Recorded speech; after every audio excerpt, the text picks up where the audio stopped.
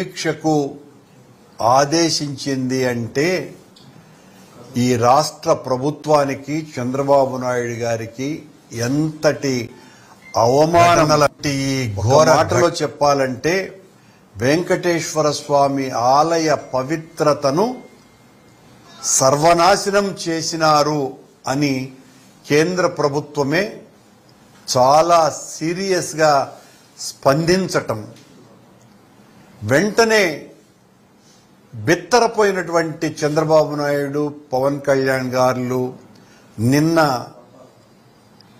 అమిత్ షా గారు విజయవాడకు పర్యటనకు వచ్చిన సందర్భంలో ఆయన కాళ్ల వేళ్ల భంగపడి ఆ సమీక్షను రద్దు చేస్తున్నట్టుగా మరో ప్రకటన. మొదటేమో ఒక సీనియర్ ఐఏఎస్ సీనియర్ అధికారి నుంచి సమీక్షకు పంపుతున్నాము అని చాలా స్పష్టంగా ఆదేశాలు ఇస్తే, రాత్రి హడావిడిగా ఇచ్చినటువంటి ఈ ప్రకటనలో అధికారికమైనటువంటి సంతకాలు ఏవీ లేకుండా తమాషగా ఉంది కూడా ఈ రద్దు ప్రకటన జియో. Control room officer, ministry of home affairs పేరుతో వచ్చింది. అదేమో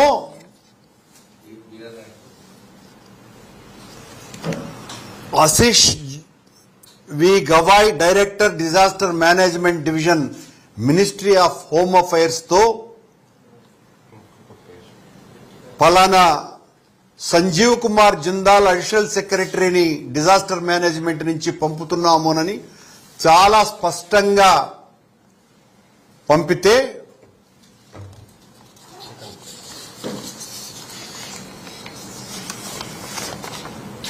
ఈ రెండు ప్రకటనలు ఇవి.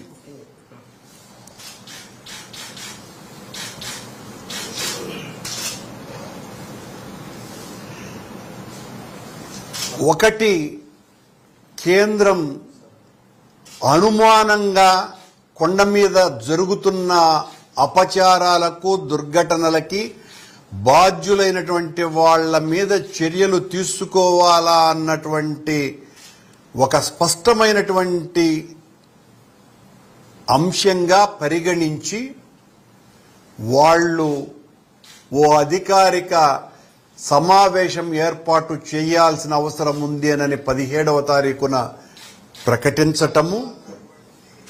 దాని మీద వెంటనే నిన్న అమిత్ షా గారు రాగానే చంద్రబాబు గారు ఆయన్ను మక్కువ చేసుకుని వెంటనే నిన్న రాత్రి పొద్దుపోయిన తరువాత కంట్రోల్ రూమ్ ఆఫీస్ నుంచి ఈ రకమైనటువంటి ప్రకటన రావటం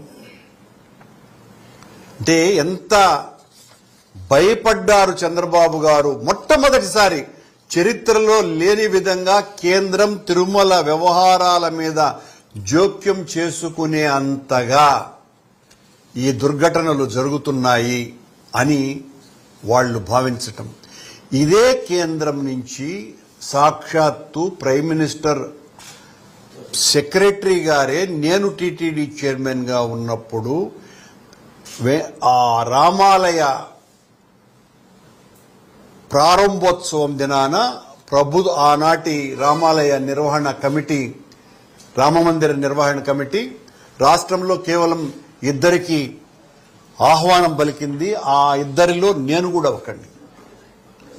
నేను వెళ్ళటం కూడా జరిగింది. ఆ రోజున నాతో అంతకు పూర్వం ఉన్నటువంటి మోడీ గారి ప్రత్యేక కార్యదర్శి నాకు ఫోన్ చేసి, మా ఈవోకు ఫోన్ చేసి, అంటే ఈవోగా ఉన్నటువంటి ధర్మారెడ్డికి ఫోన్ చేసి, క్రౌడ్ మేనేజ్మెంట్కు సంబంధించి మీరు అధికారులను పంపండి అని వాళ్ల విజ్ఞప్తి మేరకు మా అధికారులు ఇంజనీరింగ్ శాఖకు సంబంధించిన చీఫ్ ఇంజనీర్, అడ్వైజర్ ఇంజనీరింగ్ దీనికి సంబంధించిన ఆఫీసర్లు అందరూ కూడా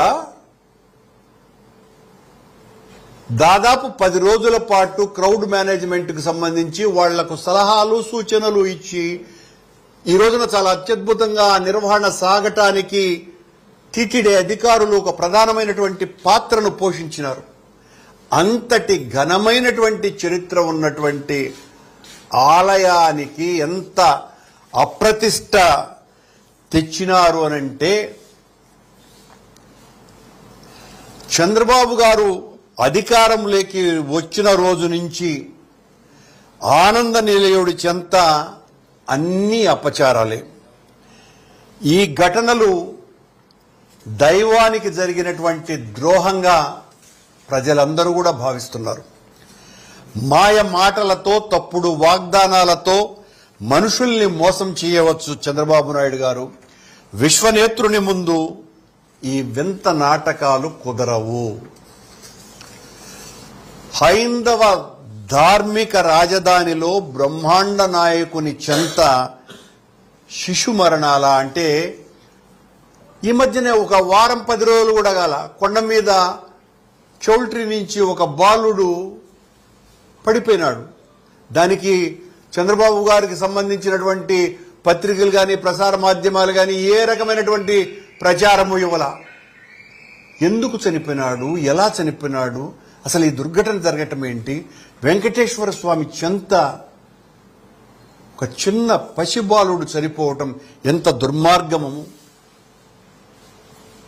మద్యము, మాంసాలు కొండ మీదకి నిరంతరాయంగా జరగటం. నిన్ననే బిర్యానీ తింటూ